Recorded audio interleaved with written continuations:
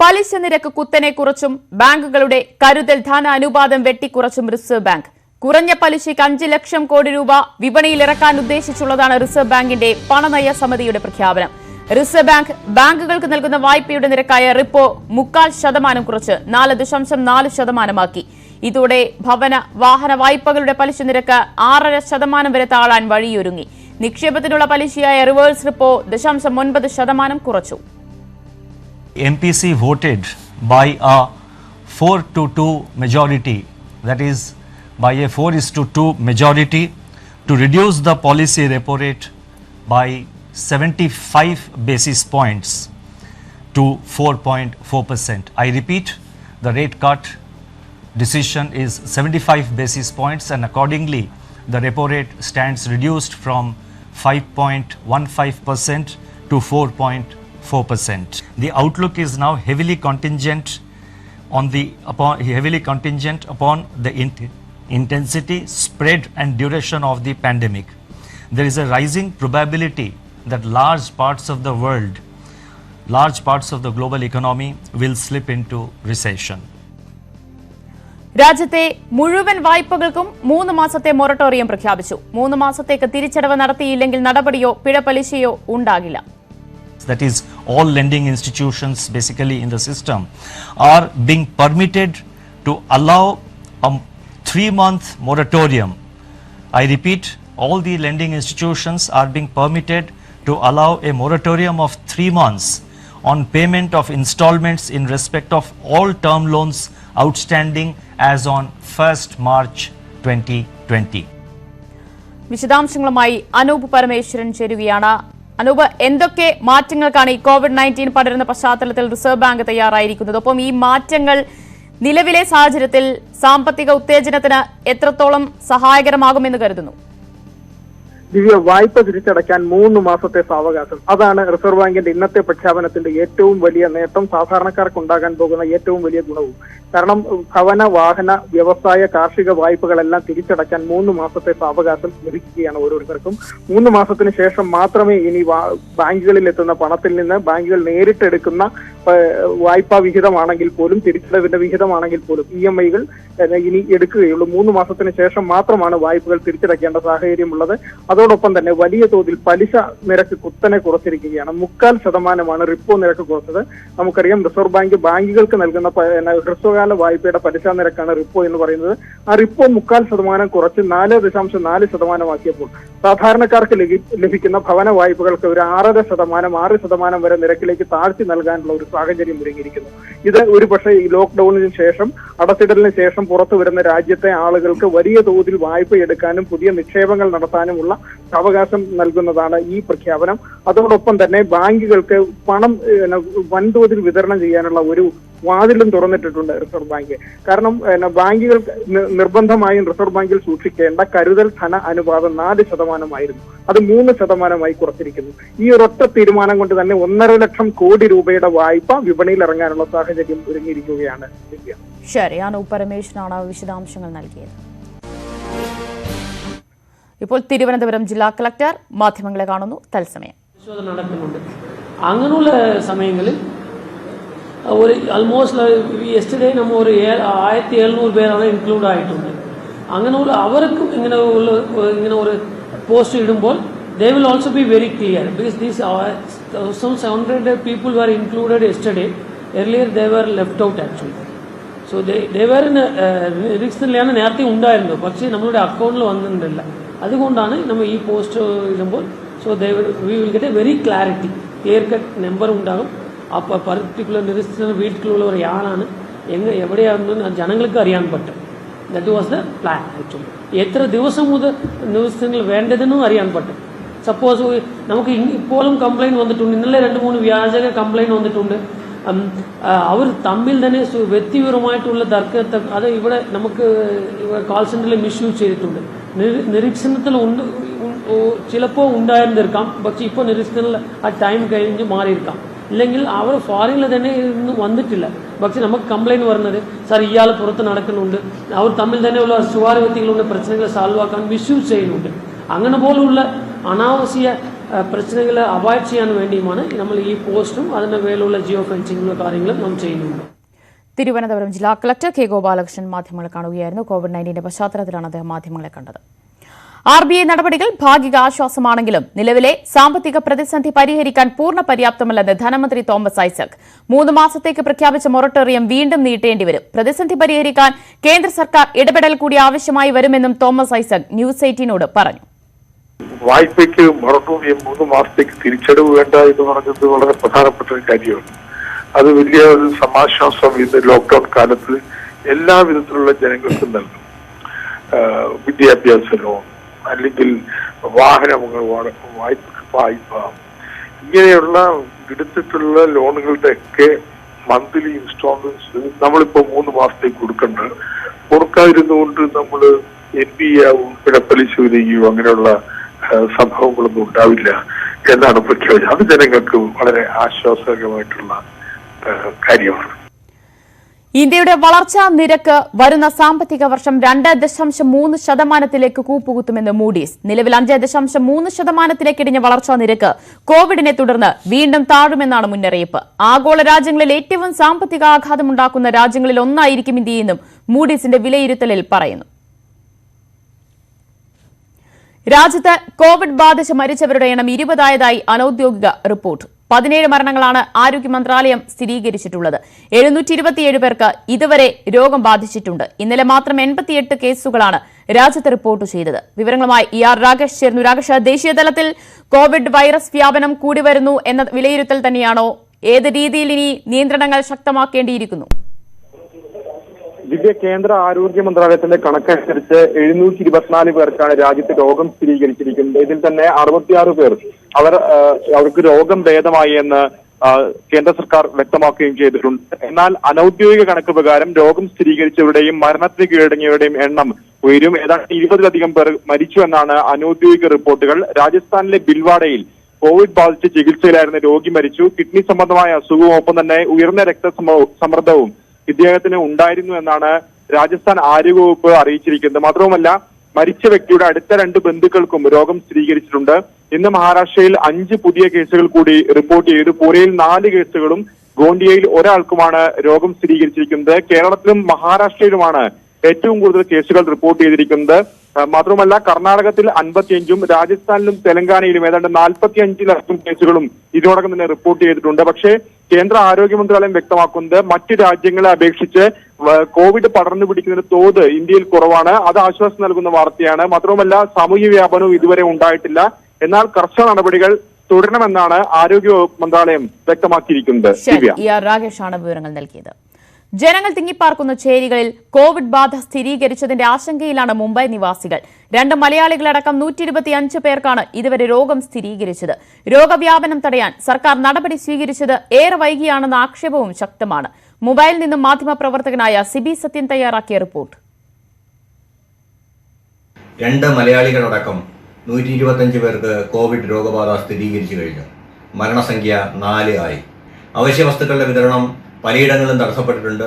പക്ഷേ ഏറെക്കുറെ പലയിടങ്ങളിലും അവശ്യവസ്തുക്കൾ വിൽക്കുന്ന കടകൾ തുറന്ന് പ്രവർത്തിക്കുന്നുണ്ട്. പക്ഷേ ആവശ്യത്തിന് സ്റ്റോക്കില്ല എന്ന പരാതികളും ഉയർന്നിട്ടുണ്ട്. ചേരി പ്രദേശത്തുള്ള 4 പേർക്ക് രോഗബാധ സ്ഥിരീകരിച്ചതാണ് ഏറ്റവും വലിയ സ്ഫോടനാത്മകമായ സ്ഥിതിവിശേഷത്തിലേക്ക് വിരൽ ചൂണ്ടുന്നത്. കാരണം ശരാശരി 60-70 സ്ക്വയർ ഫീറ്റ് പോലും വലുപ്പമില്ലാത്ത കുടിലുകളിൽ 25,000-ഉം 50,000-ഉം 1,00,000-ഉം പേർ തിങ്ങിപ്പാർക്കുന്ന ചേരികളിലുള്ള ആൾക്കാർക്ക് ഇത്തരമൊരു രോഗബാധയുണ്ടായാൽ സ്ഥിതിഗതികൾ നിയന്ത്രണാതീതമാകും എന്ന കാര്യത്തിൽ സംശയമൊന്നുമില്ല. ഇത് സംസ്ഥാന സർക്കാർ ഗൗരവത്തോടെയാണ് കാണുന്നത്. ഇവരുമായി സമ്പർക്കത്തിലേർപ്പെട്ട പരമാവധി പേരെ കണ്ടെത്താനും അവരെയെല്ലാം ഐസൊലേറ്റ് ചെയ്യാനുമുള്ള നടപടികൾ ആരംഭിച്ചു കഴിഞ്ഞിട്ടുണ്ട്. കമ്മ്യൂണിറ്റി സ്പ്രെഡിംഗ് എന്ന അവസ്ഥയിലേക്ക് ഇതിനകം കാര്യങ്ങൾ കടന്നുപോയിട്ടുണ്ടെങ്കിൽ ഇനി വരും ആഴ്ചകളിലായിരിക്കും അതിൻ്റെ റിപ്പോർട്ടുകൾ പുറത്തു വരിക. അതോടൊപ്പം തന്നെ സംസ്ഥാന സർക്കാർ പരാജയപ്പെട്ട മറ്റൊരു മേഖലയാണ്. ഇത്തരം ശക്തമായ നടപടികൾ എടുത്തെങ്കിലും ഇതിന് അടിസ്ഥാന സൗകര്യങ്ങൾ ഒരുക്കുന്നതിൽ സർക്കാർ പരാജയപ്പെട്ടു.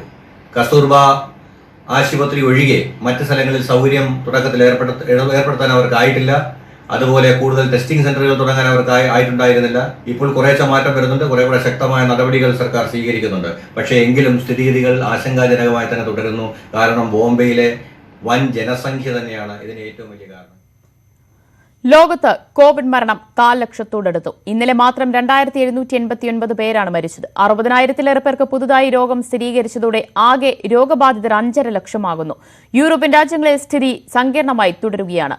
വിശദാംശങ്ങളുമായി സരുൺ ജോസ് ചേരുന്നു ഇന്റർനാഷണൽ ഡെസ്കിൽ നിന്ന്. സരുൺ, ഇപ്പോൾ ചൈനയും ഇറ്റലിയും കഴിഞ്ഞ് പ്രഭവ കേന്ദ്രം അമേരിക്കയിലേക്ക് നീങ്ങുകയാണ്. നിലവിലെ സാഹചര്യത്തിൽ നിയന്ത്രണാതീതമായ തരത്തിൽ അമേരിക്ക വലിയ പ്രതിസന്ധിയിലേക്ക് തന്നെ നീങ്ങുകയാണോ?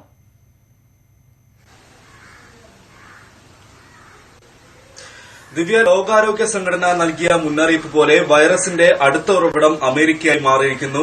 അമേരിക്കയിൽ മാത്രം രോഗബാധിതരുടെ എണ്ണം 85,000-ആയി. ഇറ്റലിയെയും ചൈനയെയും മറികടന്നാണ് അമേരിക്ക ഈ 85,000 എന്ന സംഖ്യയിലേക്ക് എത്തിയത്. ഇന്നലെ മാത്രം അവിടെ 17,000 പേർക്കാണ് പുതുതായി രോഗബാധ സ്ഥിരീകരിച്ചിരിക്കുന്നത്. ഇറ്റലിയെയും ചൈനയെയും അപേക്ഷിച്ച് മരണസംഖ്യ കുറവാണെങ്കിൽ പോലും രോഗബാധിതരുടെ എണ്ണം കൂടുന്നതാണ് അമേരിക്കയെ പ്രതിസന്ധിയിലാക്കുന്നത്. ഈ മാർച്ച് 11-ാം തീയതി വരെ 1000 കഴിഞ്ഞിട്ടുണ്ടായിരുന്നില്ല അമേരിക്കയിലെ രോഗബാധിതരുടെ എണ്ണം. പിന്നീടുള്ള 16 ദിവസം കൊണ്ടാണ് രോഗബാധിതരുടെ എണ്ണം 85,000-ലേക്ക് കുതിച്ചുയർന്നത്. ഇന്നലെ മാത്രം ന്യൂയോർക്കിൽ മാത്രം 100 പേരാണ് മരിച്ചിരിക്കുന്നത്. ഇതോടെ അമേരിക്കയിലെ മരണസംഖ്യ 1300-ആയി. ന്യൂജേഴ്സിയിലും കാലിഫോർണിയയിലും വാഷിംഗ്ടണിലും രോഗബാധിതരുടെ എണ്ണം ഉയരുന്നുണ്ടെന്നാണ് ലഭ്യമാവുന്ന കണക്കുകൾ സൂചിപ്പിക്കുന്നത്. അതേസമയം പരിശോധന വ്യാപകമാക്കിക്കൊണ്ടാണ് കോവിഡ് പരിശോധന ഈ ദിവസങ്ങളിൽ കൂടുതൽ നടത്തിയതുകൊണ്ടാണ് രോഗബാധിതരുടെ എണ്ണം കൂടുതലായി കാണിക്കുന്നതെന്നാണ് അമേരിക്കൻ പ്രസിഡന്റ് ഡൊണാൾഡ് ട്രംപിന്റെ പ്രതികരണം. ഇതിനകം 5.5 ലക്ഷത്തിലേറെ പേർക്ക് കോവിഡ് പരിശോധന നടത്തിയെന്നാണ് അമേരിക്ക നൽകുന്ന വിശദീകരണം. അതേസമയം ലോകത്ത് മരണസംഖ്യ 4 ലക്ഷത്തോട് അടുത്തു. 24,000 പേരാണ് ഇതിനകം കോവിഡ് ബാധിച്ച് ലോകത്ത് മരിച്ചത്. 5,30,500 പേർക്കാണ് ഇതുവരെ രോഗബാധ സ്ഥിരീകരിച്ചിരിക്കുന്നത്. ഇന്നലെ മാത്രം 60,000 പേർക്കാണ് രോഗബാധ സ്ഥിരീകരിച്ചിരിക്കുന്നത്. യൂറോപ്യൻ രാജ്യങ്ങളിലാണ് ഏറ്റവും കൂടുതൽ മരണം. 18,000 പേർ ആണ് യൂറോപ്യൻ രാജ്യങ്ങളിൽ മാത്രമായി മരിച്ചിരിക്കുന്നത്. ഇറ്റലിക്ക് പുറമെ സ്പെയിനിലും ഫ്രാൻസിലും ജർമ്മനിയിലും ആണ് മരണസംഖ്യ കൂടുതൽ. ബ്രിട്ടനിൽ ഇന്നലെ 115 പേർ മരിച്ചു. ബ്രിട്ടനിൽ രോഗബാധിതരുടെ എണ്ണവും ഉയരുകയാണ്. 12,000-ആയി ബ്രിട്ടനിലെ രോഗബാധിതരുടെ എണ്ണം. വിവരങ്ങൾ നൽകിയത് സരുൺ ജോസ്. അമേരിക്കയിൽ കോവിഡ് വ്യാപനം ജനജീവിതമാകെ സ്തംഭിപ്പിച്ചിരിക്കുകയാണ്. നിലവിലെ സ്ഥിതിഗതികൾ അമേരിക്കയിലെ മലയാളി സംഘടനകളോട് ആരോഗ്യമന്ത്രി കെ ശൈലജ ആരാഞ്ഞു. ന്യൂജേഴ്സിയിൽ നിന്ന് അനിയൻ ജോർജ് തയ്യാറാക്കിയ റിപ്പോർട്ടിലേക്ക്. ഇവിടെ ന്യൂജേഴ്സിയിലെ രാവിലെ 5 മണി മുതൽ വൈകിട്ട് 8 മണി വരെ മാത്രമേ ഡ്രൈവ് ചെയ്യാൻ പറ്റത്തുള്ളൂ. അതിനുശേഷം ഡ്രൈവ് ചെയ്യാൻ പറ്റത്തില്ല. വളരെ ഒരു ദുഃഖകരമായ ഒരു വാർത്ത നിങ്ങളെ ഞാൻ അറിയിക്കുകയാണ് അമേരിക്കയിൽ നിന്ന്. ഇവിടെ ഇപ്പോൾ 85,000 ആൾക്കാർക്കാണ് കൊറോണ വൈറസ് പോസിറ്റീവ് അമേരിക്കയിലായിരിക്കുന്നത്. അതിൽ ഏകദേശം പകുതിയോളം 35,000 35,000 പേർക്ക് ന്യൂയോർക്കിൽ മാത്രം പോസിറ്റീവ് കേസുകൾ റിപ്പോർട്ട് ചെയ്തിരിക്കുകയാണ്. 1,200-ൽ പരം മരണങ്ങൾ സംഭവിച്ചിരിക്കുന്നു. ഇവിടെ ഇന്ത്യൻ ജനത, അമേരിക്കൻ ജനത ഭീതിയിലാണ്. അതിലുപരിയായിട്ട് മലയാളികളാണ് ഹെൽത്ത് കെയർ ഫീൽഡ്. നിങ്ങൾക്കെല്ലാം അറിയാം, മലയാളി നഴ്സുമാര്, മലയാളി ഡോക്ടേഴ്സ് മിക്കവരും അമേരിക്കയിലുള്ളവര് ജോലി ചെയ്യുന്നത് ഹെൽത്ത് കെയർ ഫീൽഡിലാണ്, ഹോസ്പിറ്റലിലാണ്, നഴ്സിംഗ് ഹോമിലാണ്. അവർക്കെല്ലാം ഒരു പേടിയുടെ ഒരു അവസ്ഥയിലാണ്. ഇവിടെ ആവശ്യത്തിനുള്ള മാസ്കുകളോ ഗൌണോ ഗ്ലൌസോ ഒന്നും ലഭിക്കാനില്ല. അമേരിക്കയിലെ ഈ കൊറോണ വൈറസ് COVID-19 സംഖ്യ ഇങ്ങനെ ഗ്രാഫ് മേളിലോട്ട് പോവുകയാണ്. അപ്പം തീർച്ചയായിട്ടും ഒരു പക്ഷേ ഒരു ജാഗ്രത കുറവുണ്ടായിരുന്നു അമേരിക്കയിൽ. വേണ്ടവിധം എയർപോർട്ടുകളും അതോടൊപ്പം തന്നെ പബ്ലിക് പ്ലേസുകളും അവർ പ്രൊട്ടക്ട് ചെയ്തില്ല. അതിന്റെ ഒരു തിക്താനുഭവം അനുഭവിച്ചുകൊണ്ടിരിക്കുകയാണ്. ഒട്ടേറെ മലയാളി ആൾക്കാരിലേക്ക് ഇത് കടന്നുകൊണ്ടിരിക്കുന്നു. പക്ഷേ ഞങ്ങളെല്ലാവരും ഒത്തൊരുമിച്ച് ഇവിടെയുള്ള അമേരിക്കൻ മലയാളി സംഘടനകൾ, പ്രത്യേകിച്ച് ഡോക്ടേഴ്സിന്റെ സംഘടന, നഴ്സസിന്റെ സംഘടന, NAINA, FOMAA, FOKANA, world Malayali press club എല്ലാവരും ഒത്തൊരുമിച്ച് ഇതിനെ നേരിടുകയാണ് ഐക്യത്തോടുകൂടി. പ്രളയത്തിന് ശേഷം ഏറ്റവും കൂടുതൽ സംഘടിതമായിട്ട് അമേരിക്കൻ മലയാളികൾ ഒരുമിച്ച് മലയാളി ഹെൽപ്പ് ലൈൻ ഫോറത്തിലൂടെ മുന്നോട്ട് പോവുകയാണ്. ഇന്ന് വൈകിട്ട് ഒരു കോൺഫറൻസ് കോൾ ഉണ്ടായിരുന്നു മലയാളി ഹെൽപ്പ് ലൈൻ ഫോറത്തിന്റെ. നമ്മുടെ കേരളത്തിൽ നിന്നുള്ള ആരോഗ്യമന്ത്രി ശൈലജ ടീച്ചർ ഉണ്ടായിരുന്നു. വേണ്ട ഉപദേശങ്ങൾ തന്നു. എങ്ങനെയാണ് നമ്മൾ പ്രൊട്ടക്ട് ചെയ്യേണ്ടത്, എങ്ങനെയാണ് സെൽഫ് ക്വാറന്റൈൻ ചെയ്യേണ്ടത്. അപ്പൊ തീർച്ചയായിട്ടും ഇത് ഒട്ടേറെ കാര്യങ്ങൾ ഈ വരും ദിവസങ്ങളിൽ ഇതൊരു ന്യൂയോർക്കിലെ ഗവർണർ പറഞ്ഞ പോലെ ഒരു ബുള്ളറ്റ് ട്രെയിൻ പോലെ ഇത് സ്പ്രെഡ് ഔട്ട് ചെയ്യുകയാണ്. അപ്പൊ എല്ലാവരും ഭീതിയാണ്. പക്ഷേ ഞങ്ങളെല്ലാം സെൽഫ് ക്വാറന്റൈൻ ചെയ്യുകയാണ്. വീടുകളിലേക്ക് ജീവിതം മാറ്റിയിരിക്കുകയാണ്. തീർച്ചയായിട്ടും വരും ദിവസങ്ങളിൽ ഞാൻ കൂടുതൽ ഇതിനെപ്പറ്റി റിപ്പോർട്ട് ചെയ്യുന്നതായിരിക്കും. ന്യൂസ് 18 കേരളയ്ക്ക് വേണ്ടി ന്യൂജേഴ്സിയിൽ നിന്നും അനിയൻ ജോർജ്. 21 ദിവസം വീട്ടിൽ അടച്ചിട്ട ജീവിതം. ഈ സമയം വെറുതെ കളയണ്ട. ന്യൂസ് 18 കേരളം വീട്ടിലെ TV. കുട്ടികൾക്ക് വിനോദവും വിജ്ഞാനവും, മാതാപിതാക്കൾക്കും മുതിർന്നവർക്കും പുതിയ അറിവും ആശ്വാസവും. കാണാം, പങ്കെടുക്കാം.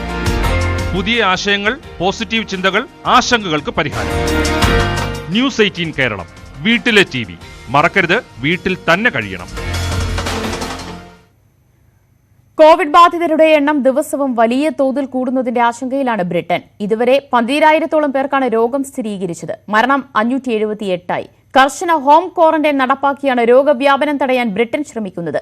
ബ്രിട്ടനിൽ നിന്നും സുനി സിദ്ധാർത്ഥൻ തയ്യാറാക്കിയ റിപ്പോർട്ട് കാണാം.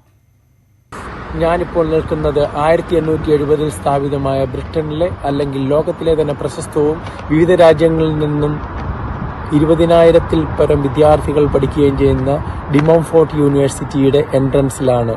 ആളും ആരവുമില്ലാത്ത ഒരു അത്യപൂർവമായ കാഴ്ചയാണ് എനിക്കിവിടെ കാണാൻ കഴിയുന്നത്. ഒരുപക്ഷെ ഇത് സ്ഥാപിതമായതിനു ശേഷം ആദ്യമായിട്ടായിരിക്കാം ഇങ്ങനെ സ്ഥിതി സംജാതമായിരിക്കുന്നത്. കോവിഡ്-19 വ്യാപനം തടയുന്നതിനു വേണ്ടി ഒരു ജനതയുടെ വലിയ പിന്തുണയും ഇച്ഛാശക്തിയും നമുക്കിവിടെ കാണാൻ കഴിയും.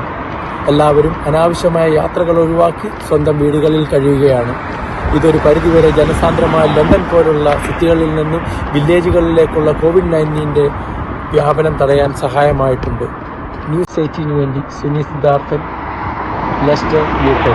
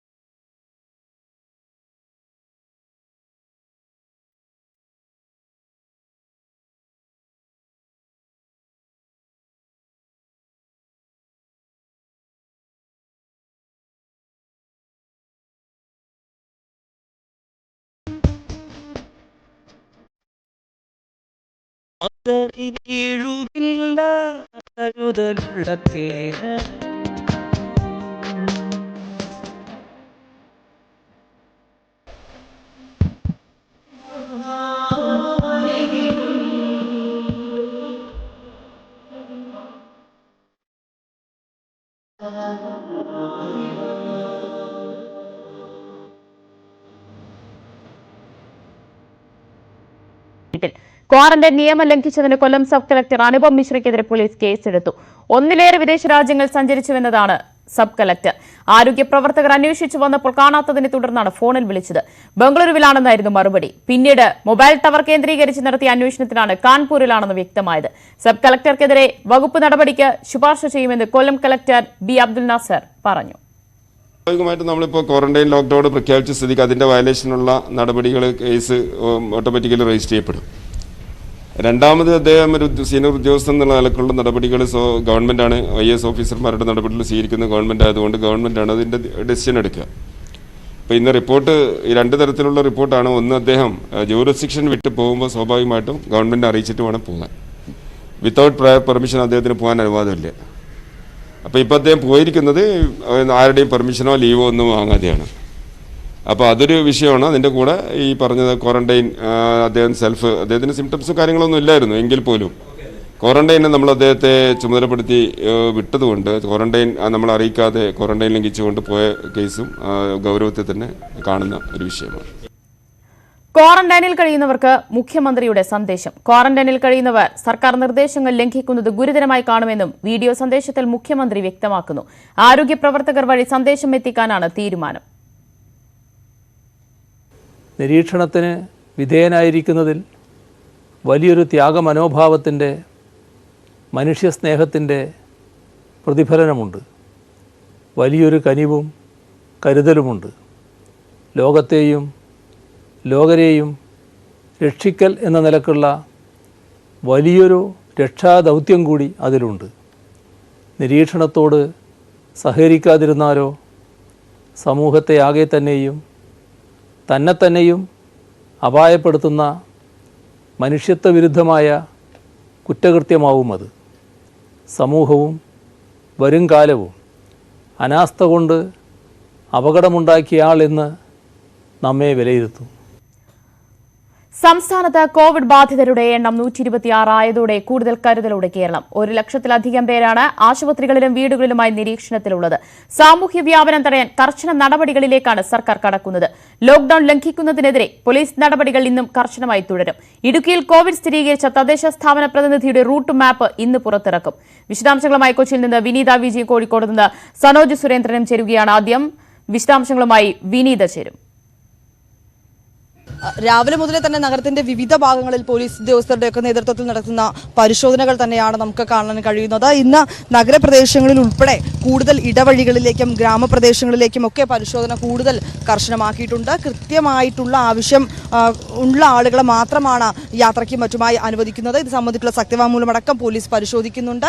അത്യാവശ്യ യാത്രക്കാരെ മാത്രമാണ് പോകാനായിട്ട് അനുവദിക്കുന്നത്. മറ്റുള്ളവരെ മാറ്റി നിർത്തുകയും അവർക്ക് ആവശ്യമായിട്ടുള്ള നിർദ്ദേശങ്ങൾ നൽകി പറഞ്ഞയക്കുകയും ചെയ്യുന്നുണ്ട്. അതേസമയം ഇന്നലെ രാത്രി വരെ ഉള്ള കണക്കുകൾ അനുസരിച്ച് ലോക്ഡൌൺ ലംഘിച്ചതിനെതിരെ ഏതാണ്ട് 120ഓളം പേർക്കെതിരെയാണ് പോലീസ് കേസെടുത്തിട്ടുള്ളത്. 62ഓളം പേരെ വിനീതയാണ് വിശദാംശങ്ങൾ നൽകിയത്. കോഴിക്കോട് നിന്ന് സനോജ് സുരേന്ദ്രൻ കൂടി ചേരുന്നു. ശക്തമായ പരിശോധന പോലീസ് ഇന്നും തുടരുകയാണ്. നമ്മൾ ഇപ്പോൾ നിൽക്കുന്നത് മാവൂർ റോഡിലാണ്. മതിയായ കാരണങ്ങളില്ലാതെ വാഹനങ്ങളുമായി നിരത്തിലിറങ്ങുന്ന ആളുകളെ പോലീസ് ഒരു കാരണവശാലും കടത്തിവിടുന്നില്ല. അവരുടെ രേഖകൾ പരിശോധിച്ച ശേഷം കാരണങ്ങൾ ബോധ്യപ്പെട്ടതിന് ശേഷം മാത്രമാണ് ആളുകളെ കടത്തിവിടുന്നത്. ഇത്തരത്തിൽ കാരണങ്ങൾ ബോധിപ്പിക്കാൻ കഴിയാത്ത ആളുകളുടെ വാഹനങ്ങളൊക്കെ തന്നെ പോലീസ് പിടിച്ചെടുക്കുന്നുണ്ട്. നമ്മളിപ്പോൾ ദൃശ്യങ്ങളിൽ കാണാം, ഈ വാഹനങ്ങൾ ഇരുചക്ര വാഹനങ്ങളും ടാക്സി വാഹനങ്ങളും കാറുമൊക്കെ തന്നെ പോലീസ് പിടിച്ചെടുത്തിട്ടുണ്ട്. മറ്റ് വാഹനങ്ങളൊക്കെ തന്നെ പോലീസ് പരിശോധിച്ചുകൊണ്ടിരിക്കുകയാണ്. ഇന്നലെയും ശക്തമായ നടപടികൾ തന്നെയാണ് പോലീസ് തുടർന്നിരുന്നത്. കോഴിക്കോട് സിറ്റിയിൽ ഇന്നലെ 84 കേസുകളാണ് ചാർജ് ചെയ്തത്. അതിൽ 83 പേരെ അറസ്റ്റ് ചെയ്തിരുന്നു. കസ്റ്റഡിയിലെടുത്ത വാഹനങ്ങളുടെ കണക്ക് പറയുമ്പോൾ 83 എണ്ണമാണ്. കോഴിക്കോട് റൂറലിലാണെങ്കിൽ 52 കേസുകളാണ് എടുത്തത്. 51 പേരെ അറസ്റ്റ് ചെയ്തിരുന്നു. കസ്റ്റഡിയിലെടുത്ത വാഹനങ്ങൾ 42 എണ്ണമാണ്. തയ്യാറാക്കിയ റിപ്പോർട്ടാണ് കണ്ടത്. കോഴിക്കോട് കോർപ്പറേഷനിൽ കമ്മ്യൂണിറ്റി കിച്ചൺ പ്രവർത്തനം തുടങ്ങി. നടക്കാവ് ഗേൾസ് ഹയർ സെക്കൻഡറി സ്കൂളിൽ 400 പേർക്കുള്ള ഊണാണ് തയ്യാറാകുന്നത്. മുഹമ്മദ് ഷഹീദ് തയ്യാറാക്കിയ റിപ്പോർട്ട്. കോഴിക്കോട് കോർപ്പറേഷൻ പരിധിയിൽ തുടങ്ങിയ ഒരു കമ്മ്യൂണിറ്റി കിച്ചണിലാണ് നമ്മളിപ്പോൾ ഉള്ളത്. കോഴിക്കോട് കോർപ്പറേഷനിൽ 2 കമ്മ്യൂണിറ്റി കിച്ചണാണ് ഇന്ന് തുടങ്ങിയിരിക്കുന്നത്. നടക്കാവ് ഹയർ സെക്കൻഡറി സ്കൂളിലാണ് ഈ കിച്ചൺ പ്രവർത്തിക്കുന്നത്. നമുക്കിപ്പോൾ കാണാം, സാമ്പാർ തിളച്ച് മറിയുന്നുണ്ട്. ഒപ്പം തന്നെ ഇവിടെ ചോറ് ഉണ്ടാക്കുന്നുണ്ട്. മറ്റ് പച്ചക്കറികളും ഉപ്പേരിയും ഒക്കെയാണ് ഇവിടെ ഉണ്ടാക്കുന്നത്. ഏതായാലും നമുക്ക് എന്തൊക്കെയാണ് ഉണ്ടാക്കുന്നതെന്ന് ചോദിച്ചു നോക്കാം. എന്തൊക്കെയാണ് ഇന്നത്തെ വിഭവങ്ങൾ? നമ്മൾ ചോറ്, പിന്നെ ഒരു പച്ചക്കറി, പരിപ്പ്, ചേന, മുരിങ്ങക്കായ, പിന്നെ തക്കാളി എല്ലാം ഇട്ടൊരു പച്ചക്കറി, അതുകൂടാതെ പയറിൻ്റെ ഉപ്പേരി, പിന്നെ നാരങ്ങൻ്റെ അച്ചാറ്. അതാണ് ഇപ്പോൾ ഉച്ചക്കത്തെ ഇതിന് വാല്യൂഷൻ. എത്ര പേർക്കുള്ള ഭക്ഷണം? 200 പേർക്കാണ് ഉച്ചക്ക്. വൈകിട്ട് എത്ര പേർക്കുള്ള തീരുമാനം ഉച്ചയ്ക്ക് ശേഷം വരുള്ളൂ. പച്ചക്കറി വിഭവങ്ങളാണ്. പച്ചക്കറി വിഭവങ്ങളാണ്. ഏതായാലും ഈ രീതിയിലാണ് വിഭവങ്ങൾ ഉണ്ടാക്കി പ്രവർത്തനം നടന്നുകൊണ്ടിരിക്കുകയാണ്. കിച്ചൺ അടുക്കളയിൽ സാധനങ്ങൾ വെന്തുകൊണ്ടിരിക്കുകയാണ്. നമുക്ക് എത്ര പേർക്ക് ഇത് ഇന്ന് കൊടുക്കാനാണ്? എങ്ങനെയാണ് ഇതിന്റെ വിതരണമൊക്കെ എങ്ങനെയാണ്? ഇന്ന് ഉദ്ദേശിക്കുന്നത് കോർപ്പറേഷനിൽ നിന്ന് 400 പേർക്കുള്ള ഫുഡാണ് പാചകം ചെയ്തുകൊണ്ടിരിക്കുന്നത്. ഇത് വാർഡുകളിൽ നിന്നും വാർഡ് കൗൺസിലർമാർ മുഖേന തരുന്ന ലിസ്റ്റ് പ്രകാരം ഫ്രീ ആയിട്ട് കൊടുക്കേണ്ട ആളുകൾക്ക് ലിസ്റ്റ് പ്രത്യേകം തരുന്നുണ്ട്. അത്തരത്തിലുള്ള ആളുകൾക്കാണ് ഇന്ന് ഇവിടുന്ന് വിതരണം ചെയ്യാൻ ഉദ്ദേശിക്കുന്നത്. വാർഡ് കൗൺസിൽ പാസ് കൊടുക്കുന്ന വണ്ടി മാത്രമേ ഇതിനകത്തേക്ക് പുറത്തേക്ക് ഈ കോർപ്പറേഷനകത്തേക്ക് കയറുള്ളൂ. അത്തരം വരുന്ന വാഹനങ്ങൾക്ക് ഇവിടുന്ന് പാക്ക് ചെയ്തിട്ട് എത്തിച്ചു കൊടുക്കുന്നതാണ്. ചില ഓരോ വാർഡിൽ നിന്നും വാഹനങ്ങൾ വരും സാധനങ്ങൾ ഭക്ഷണം എടുക്കാൻ. അതെ, വാർഡിൽ നിന്ന് വാഹനങ്ങൾ വരും. കാരണം 144 ആയതുകൊണ്ട് തന്നെ പ്രത്യേക അനുമതി ഉണ്ടെങ്കിൽ ഈ നഗരത്തിലേക്ക് വാഹനം കടത്തിവിടുന്നുള്ളൂ. അതുകൊണ്ട് വാഹനങ്ങൾ ഈ കൗൺസിലേഴ്സ് സർട്ടിഫൈ ചെയ്യണം. അതുപോലെ തന്നെ ബന്ധപ്പെട്ട സ്റ്റേഷൻ ഹൗസ് ഓഫീസറും സർട്ടിഫൈ ചെയ്ത വാഹനങ്ങൾ മാത്രമേ ഇതിന്റെ അകത്തേക്ക് പ്രവേശിപ്പിക്കുകയുള്ളൂ. ഭക്ഷണം ആവശ്യമുള്ളവർ അതത് വാർഡ് മെമ്പർമാരോടാണ് വിവരം അറിയിക്കേണ്ടത്. അതെ, വാർഡ് മെമ്പറിൽ RRT ടീമുണ്ട് ഓരോ വാർഡിലും. ആ വാർഡിൽ നിന്ന് RRT തരുന്ന ലിസ്റ്റ് പ്രകാരമാണ് സപ്ലൈ ചെയ്യുന്നത്. കോഴിക്കോട് നിന്ന് മുഹമ്മദ് ഷഹീദ് തയ്യാറാക്കിയ റിപ്പോർട്ടാണ് കണ്ടത്. ഇതോടെ ന്യൂസ് റൂം ലൈവ് പൂർണ്ണമാകുന്നു. നമസ്കാരം.